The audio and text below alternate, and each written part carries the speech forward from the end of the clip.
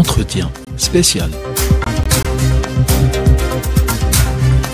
Mesdames, Messieurs, bienvenue à cet entretien spécial sur les ondes de Radio Ifriqiya FM. Aujourd'hui, nous recevons Monsieur Khan Mamadou Hadia à l'occasion de la 13e édition du Festival des villes du patrimoine qui se tient actuellement en Mauritanie et qui va nous parler de la ville historique Chinguitti. Monsieur, bienvenue dans cet entretien spécial. Avant tout, d'abord, nous aimerions savoir qui est Monsieur Khan Mamadou Hadia. Quelle est votre formation et quels sont les postes que vous avez eu à occuper? Merci Radio Ifriqiya FM. Je vous remercie de m'avoir donné l'occasion de m'exprimer dans les antennes de votre radio. Je parlerai des festivals qui s'organisent dans les villes classées patrimoine mondial en Mauritanie et l'importance de ces festivals. Je m'appelle Mamadou Hadia Khan. Je suis de formation historien médiéviste, historien de l'art et anthropologue. J'ai effectué mes premières études en Mauritanie et après la Tunisie. J'ai fini mes études en Allemagne à l'université de Freiburg-Breisgau dans l'état de Baden-Württemberg. J'ai eu à occuper comme fonction en Mauritanie celle de directeur général de l'établissement Bibliothèque nationale et musée et directeur général de l'Office national des musées en Mauritanie. Actuellement, la ville mauritanienne Chinguitti abrite la 13e édition du Festival des cités du patrimoine. Monsieur Khan, que représente réellement sur le plan historique la ville de Chinguitti? Donc la ville de Chinguitti est une ville très importante en Mauritanie qui est classée patrimoine mondial par l'UNESCO en 1996 avec la ville de Walata, la ville de Tichit et la ville de Wadan. Ce qui fait l'importance de ces quatre villes, c'est le rôle qu'elles ont eu à jouer au niveau du développement de la culture arabo-islamique dans cette région. Et l'infrastructure, c'est-à-dire le fondement économique qui a été à l'origine de l'existence de ces villes et le développement de ces villes était essentiellement le commerce transsaharien. C'est des villes situées dans le Sahara et pendant cette période, le commerce transsaharien était extrêmement développé avec les empires, ce qu'on appelle les empires soudanais au sud, à savoir l'empire du Ghana, l'empire du Mali et l'empire Songhai. Et donc, ces villes ont vu leur émergence et leur développement pendant le Moyen-Âge. Bon, elles ont existé, et surtout certaines villes ont existé bien avant cette période, mais c'est surtout avec l'arrivée de l'islam dans la sous-région qui remonte à la fin du 8e siècle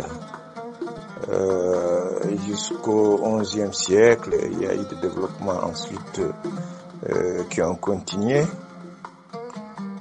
Et donc, comme dit, la base économique de ce développement était ces commerces transsahariens qui étaient très florissants. Et finalement, au XVIe siècle, il y aura l'arrivée des Européens sur les côtes mauritaniennes. Et là, petit à petit, ce commerce transsaharien va être destitué par le commerce méditerranéen, atlantique. Et vous avez une belle formule donnée par un historien portugais qui dit qu'il y a eu pendant cette période, avec l'arrivée des Européens, la victoire de la caravelle sur la caravane. Bon, la caravelle, c'est ce bateau, ces sortes de bateaux qui étaient utilisés par les Européens pour venir traverser l'océan Atlantique et venir en Afrique. Et la caravane, c'est ces dromadaires qui étaient utilisés pour traverser le Sahara. Parce que seuls les dromadaires pouvaient traverser les dunes du sable du Sahara. Donc, on organisait des très immenses, de très grandes caravanes qui traversaient ce désert pour venir dans le sud et repartir vers le nord. Donc, pour la ville de Chinguitti, elle a été créée au XIIe siècle. On peut dire qu'elle est la dernière ville parmi les 4 villes qui a été fondée. Et donc, les premières, c'était la ville de Walata, de Tichit et Wadan. Bon, ce qui a donné l'importance à cette ville, la réputation de cette ville jusqu'à ce qu'on appelait dans l'Orient tous les territoires mauritaniens le Bilad Chinguit, c'est-à-dire le pays de Chinguit, c'est qu'à un moment donné, particulièrement au XVIe siècle, cette ville était devenue un point de rencontre de tous les pèlerins de la sous-région qui allaient à la Mecque et se rencontraient à Chinguitti et de là ils partaient vers la Mecque. Et donc petit à petit cette célébrité en Orient a donné à cette région le Bilad Chinguit. Bon, avant cette période, il y avait eu le même phénomène avec l'empire de Tekrour. Les Tekrouriens qui allaient à la Mecque et qui avaient une réputation d'être de bons musulmans, des intellectuels, la région a pris le nom de Bilad Tekrour. Donc après, Bilad Tekrour en Orient sera remplacé par Bilad Chinguitti. Mais on sait que la ville de Chinguitti n'est pas la seule ville historique en Mauritanie. Monsieur Khan, est-ce que vous pouvez nous parler réellement de ces villes historiques dans le pays et les raisons qui ont poussé à l'organisation du Festival des villes du patrimoine? Bon, la ville de Chinguitti, à l'instar des autres villes, ont joué un rôle extrêmement important sur le rayonnement de la culture arabo-islamique dans la sous-région. Et ces festivals, on est cette année au 13e festival organisé, ont eu plusieurs retombées positives. Bon, le premier point à souligner, c'est surtout au niveau de la sensibilisation. Parce qu'avec la création de ces festivals, j'ai dit et je dirai toujours qu'il y a eu la réconciliation de l'homme mauritanien avec son patrimoine. Parce qu'il y avait eu un moment où on a négligé ce patrimoine. Mais actuellement, l'organisation des festivals est devenue dans toute la Mauritanie une activité culturelle importante. Toutes les villes presque et les villages en Mauritanie organisent leur propre festival. Donc ça, au niveau de cette relation entre l'homme et son patrimoine est quelque chose de très important. Et donc, autre chose, ce qui a fait que ces villes ont été classées patrimoniales de l'humanité, c'est qu'elles connaissaient une civilisation particulière. Il y a eu une rencontre de l'islam, la civilisation de l'islam, la civilisation arabe avec les civilisations locales. Donc il y a eu un triple métissage, la civilisation arabo-islamique avec la civilisation des Sanhaja et la civilisation négro-africaine, la civilisation des Noirs. Donc tout ça a donné un métissage dans ces villes extraordinaire. Et il y a eu même la naissance à l'image du Swahiliya dans l'Afrique de l'Est. Il y a eu la naissance d'une langue qu'on appelle l'Azer, qui est une langue métisse entre deux langues qui sont la langue soninké, la population soninké, qui existe en Mauritanie et dans toute l'Afrique de l'Est, et la population sanhaja. Donc ça a donné naissance à cette langue Azer. On a le même phénomène, heureusement, qui subsiste encore en Afrique de l'Est, parce que dans tous les pays presque de l'Afrique de l'Est parlent cette langue qui est le Swahiliya. Le Swahiliya est un mélange entre les langues bantoues et la langue arabe. On dit que 40% des mots en langue Swahiliya, c'est des mots arabes. Et cette langue a eu la chance de continuer et d'être une langue très développée. Au niveau de la Mauritanie, la langue azère est une langue morte. Une langue morte veut dire une langue qui n'est plus parlée. Tous ceux qui parlaient cette langue ont disparu. Donc là, c'est un des phénomènes importants. Non. Et autre élément très très important, vraiment visible pour tout celui qui a assisté à ces festivals, on voit qu'il y a eu un ressort aussi bien économique que culturel au niveau de ces villes.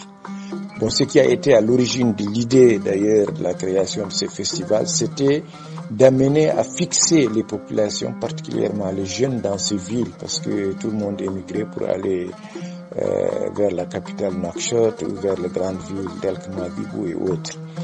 Bon, et pendant les premières éditions de ces festivals, ces villes avaient un aspect de ruine. Beaucoup de maisons étaient délaissées, donc beaucoup de populations étaient parties. Et là, quand on voit actuellement ces villes, on remarque vraiment qu'il y a eu un développement au niveau de l'urbanisme extraordinaire. Il y a eu de nouvelles constructions, il y a eu l'extension de ces villes. Donc cet aspect est important. Bon, en plus aussi de ça, de l'aspect, on parle toujours de l'aspect culturel, à partir de la dernière édition du festival de Ouadane, on a introduit l'importance de l'économie, de l'aspect économique. Donc on donnait des sommes d'argent assez importantes pour venir en aide aux difficultés qui existaient. Par exemple, Ouadane avait des problèmes au niveau des palmeraies, donc on a donné des sommes très très importantes et ça continue. C'est le cas aussi cette année pour la ville de Chingiti. D'autres aspects tels que l'architecture et autres, bon, tout ça commence à renaître. Et l'autre élément qui fait la réputation de ces villes, c'est les manuscrits. C'est des villes à l'image de Tombouctou au Mali qui détiennent des manuscrits de valeur et des manuscrits qui sont très très très intéressants à tous les domaines, des manuscrits qui abordent tous les domaines du savoir, depuis les mathématiques, la philosophie, la littérature et autres. Donc ça c'est des trésors. Et donc la Mauritanie actuellement est connue surtout dans certains pays par ces manuscrits, des pays comme l'Allemagne, donc qui ont beaucoup travaillé sur ces manuscrits. Savent l'importance de ces manuscrits et quand on parle de la Mauritanie en Allemagne, ce qui vient à l'idée des gens, c'est surtout ces pays où on trouve des manuscrits, ces pays où il y a les universités du désert. On appelle ces villes les universités du désert. Et un exemple concret, c'est avec un professeur Ulrich Rebstock et le professeur Oswald, qui ont eu à travailler principalement comme allemands sur les manuscrits mauritaniens. Et le professeur Rebstock a fait une synthèse de ses travaux en 3 tomes qui regroupent 4847 alim mauritaniens allant du XIe siècle jusqu'à 1900, jusqu'au XXe siècle.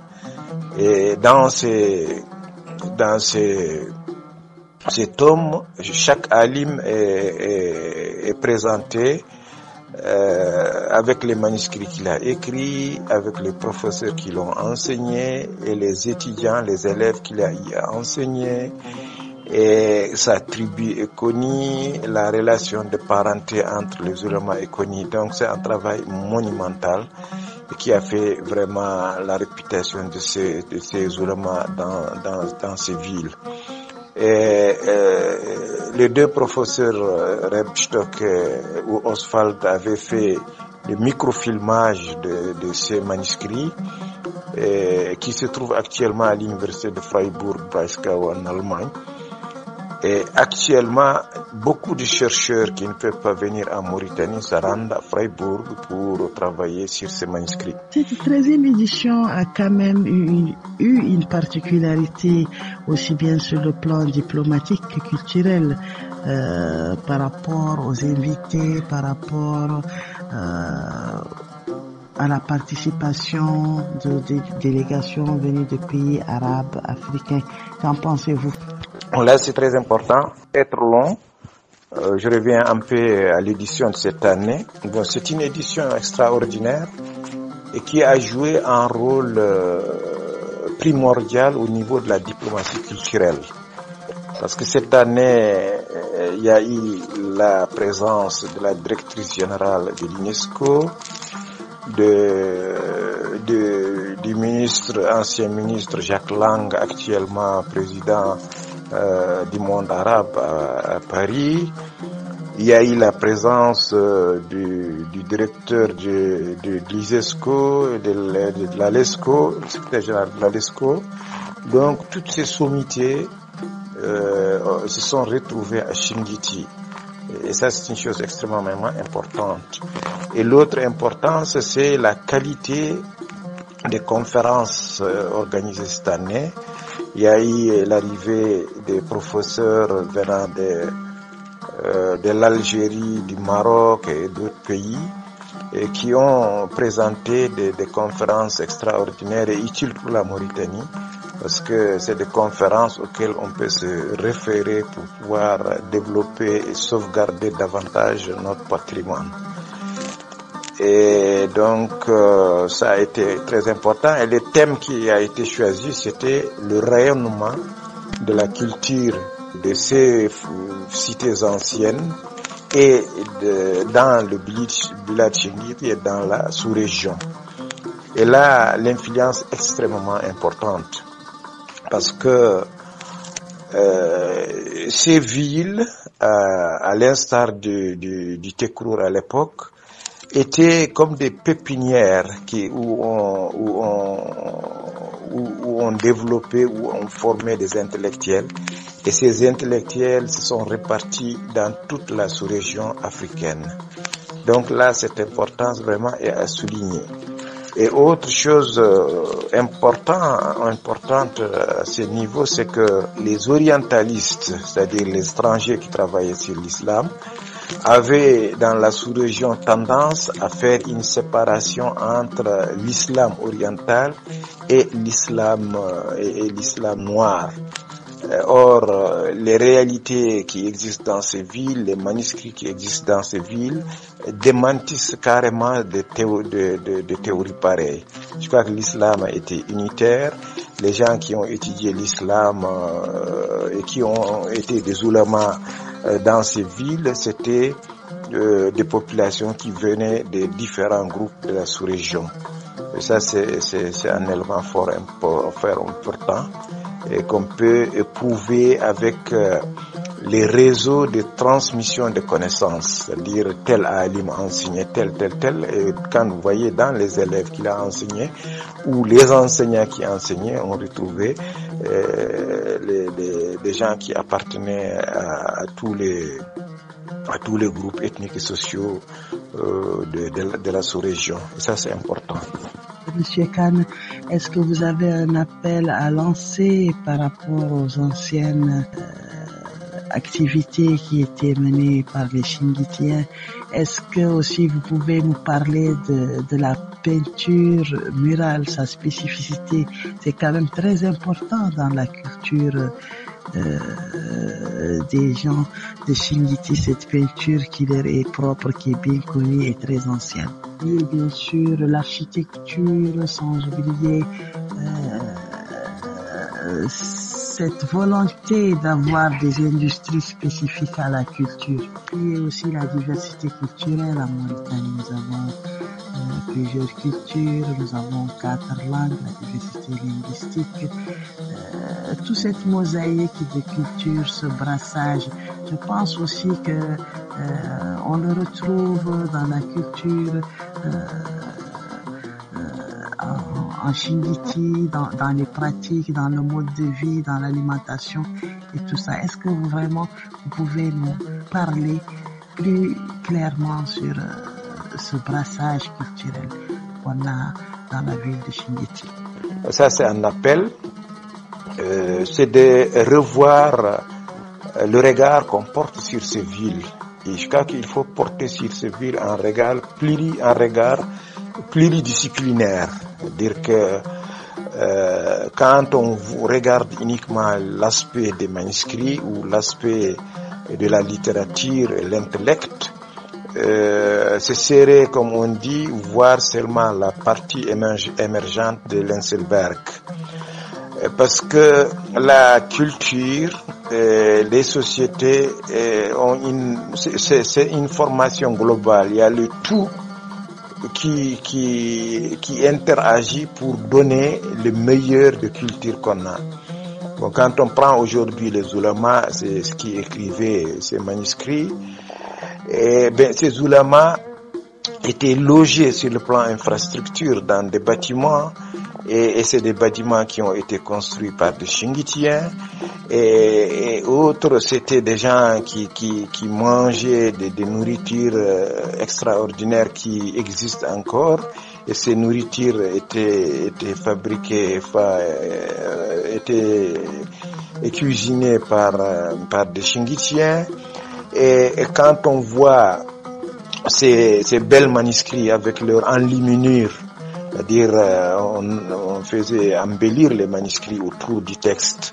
Bon, il y a certains manuscrits même qui ont d'enluminure en or. Donc tous ces gens qui travaillaient, qui participaient au travail technique de ces livres et de ces manuscrits, c'était des Chingitiens. Et ce qu'on appelle les techniques des livres, bon, depuis comment faire l'encre pour écrire, comment faire les clams, les plumes, et jusqu'à l'impression du livre fait de manière traditionnelle, et ces livres couverts avec des peaux bien tannées. Donc tout ça, c'est une chaîne de travail et auquel tous les Chingitiens ont participé. Donc quand on veut aujourd'hui faire revivre la véritable culture dans ces villes, c'est qu'on doit tenir compte de tous ces aspects. L'aspect intellectuel, l'aspect culturel, l'aspect artisanal, qui regroupe tout, de la cuisine jusqu'aux produits faits produits dans des forges. Donc tout ça, c'est à voir. Je crois que c'est un défi aujourd'hui pour les intellectuels mauritaniens de pouvoir apporter ces regards dans ces villes, ces regards globaux, ces regards pluridisciplinaires. Bon, et là, ça va beaucoup aider aux problèmes qu'on veut aujourd'hui résoudre ou dépasser. C'est-à-dire, ces villes, ce que je viens de dire est une véritable preuve de la diversité culturelle. Alors qu'aujourd'hui, tous les pays donnent de l'importance à la diversité culturelle. Et autre élément, tous ces métiers que je venais d'évoquer, c'est des métiers qu'on peut faire revivre. Et ces métiers correspondent aujourd'hui à ce qu'on appelle les industries culturelles. Or, les gens qui bénéficient le plus des industries culturelles, c'est les jeunes, la jeunesse et les femmes. Donc, ce qu'on veut dans nos développements aujourd'hui, ce qui est recommandé par le système des Nations Unies, c'est de donner de l'importance dans le développement. Cette partie importante des sociétés, les femmes et les jeunes. Donc, tout ça, un retour scientifique, un bon retour à ce qui a existé dans ces villes. Élément fort important, c'est l'architecture. Parce que il y a eu dans ces villes la naissance d'une architecture qu'on appelle l'architecture soudano-sahélienne. Donc cette architecture est particulière à ces villes du désert, à ces qussours. Et malheureusement, ce style architectural n'est pas bien développé en Mauritanie. Bon, ça a été le principal souci et la principale préoccupation du feu président Maître Mokhtar Ould Daddah. Et quand les gens observent bien à Nouakchott, c'est ce qui a été fait. On avait construit l'ancien palais de la présidence avec ses styles, avec des pierres rouges. On a construit le Sénat qui a été démoli avec le même style. Donc, il y avait une symétrie d'un côté, il y avait le ministère de l'Intérieur, il y avait le gouvernement actuel, ce qui reste de ces bâtiments. Tout ça est construit avec ce style soudano-sahélien. De l'autre côté, donc c'est la même chose, il y avait une lignée aussi de bâtiments construits avec ce style, dont la Banque centrale, et qui va jusqu'à la poste actuelle, heureusement, qui existe encore. Donc vous voyez, c'était le président Mokhtar Boudeda voulait vraiment marquer les populations et faire de ce style le style national mauritanien. Bon, parce que quand on voit aujourd'hui les ambassades en Mauritanie, l'ambassade du Maroc, l'ambassade de la Tunisie, toutes ces ambassades sont construites avec l'architecture nationale de ce pays. Donc je crois que tout ça c'est important à revoir. Et l'importance de ça pour le faire revivre, il faudra appliquer des recherches archéologiques dans ces villes parce que ça n'a pas été encore fait. Ces villes actuelles qu'on voit reposent sur d'autres villes qui avaient existé mais qui n'ont pas été fouillées. Donc ces travaux vont faire connaître l'architecture, faire connaître l'urbanisme dont on a besoin. Et l'autre élément fort important, c'est ce qu'on appelle l'ajamia, c'est-à-dire dans ces villes, on écrivait des manuscrits dans des langues locales telles que le soninké, le peul, le sonrai, le wolof, écrits en caractère arabe. Donc, c'est-à-dire que c'est devenu, comment dirais-je, en mode ce qu'on appelle ajamisation. Bon, et c'est la même chose, même les constructions, même ce style venait d'ajamisation, c'est-à-dire que on faisait l'amélioration de ce qui existait à partir de l'influence arabo-islamique qui était là. Bon, pour les langues, par l'importance au niveau de langue, c'est que les langues locales pour et autres ont été beaucoup influencées par la langue arabe, surtout le vocabulaire qui vient du Coran. Bon, autre élément fort intéressant. Aujourd'hui, avec les recherches, on sait que la langue n'est pas seulement un moyen de communication, mais la langue, c'est une vision. C'est ce qu'on appelle en allemand die Weltanschauung, comment on voit le monde. C'est-à-dire, plus on parle plusieurs langues, plus on voit le monde de manière différente. Parce que chaque langue a sa manière propre de voir le monde. Donc là, ça a influencé aussi les populations africaines islamisées et ça a été un rôle important. Merci, Monsieur Khan, mais avant de clore cet entretien, on aimerait quand même avoir une note éducative. On sait que l'éducation est un véritable enjeu en Afrique aujourd'hui, dans les pays du Sahel, dans les pays du Maghreb, partout dans le monde. Est-ce que l'éducation a aussi un impact dans ce domaine culturel? Qu'est-ce que vous pensez qu'on peut faire à travers l'éducation pour développer cette culture, pour enraciner ce brassage culturel et plurilinguistique en Mauritanie? Je m'excuse de cet incident. Donc là, ça permettait de voir réellement comment était importante la diversité culturelle. Mais autre chose aussi qui est importante pour la période actuelle, pour tous les pays africains, c'est de voir comment on peut introduire un enseignement varié, c'est-à-dire un enseignement qui tient compte de ces langues locales qui n'étaient pas enseignées jusque-là. Donc, vous voyez, pour revenir simplement, je dirais que la civilisation qu'ont connu ces villes, l'économie qu'ont connu ces villes sont d'une importance capitale et qu'aujourd'hui, si on veut réellement avancer dans notre développement et si on veut tenir compte de ce qui nous est propre sur tout le domaine architecture et autres, et c'est de revenir à cette ancienne civilisation, faire des recherches très approfondies pour connaître tout ça. Et l'autre élément important aussi qui nous permet aujourd'hui de vérifier et de voir que c'est quelque chose qui existait, quelque chose d'authentique, c'est ce qui concerne les femmes. On donne aujourd'hui de l'importance à la femme et partout dans le monde, mais ça a déjà existé dans ce pays. Et parce que dans toutes ces villes, on a des noms de femmes qui avaient tenu des universités, qui avaient enseigné, et presque tout l'enseignement des jeunes filles au début, l'enseignement primaire, était assuré par des femmes. Et il y a eu des femmes dans le village Chenguiti extrêmement réputées pour leur savoir.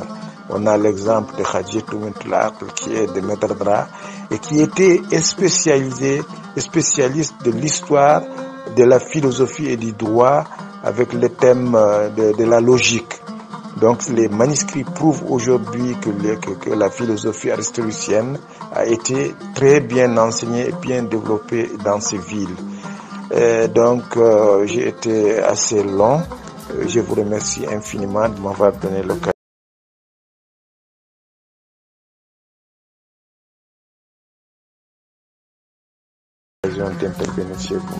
Ici s'achève notre entretien spécial. Merci Monsieur Kane Mamadou Hadia. Je rappelle que vous êtes historien et anthropologue, ancien directeur de l'Office national des musées de Mauritanie. Quant à vous, chers auditeurs, je vous retrouve dans d'autres entretiens. D'ici là, restez fidèles au programme de radio Ifriqiya FM.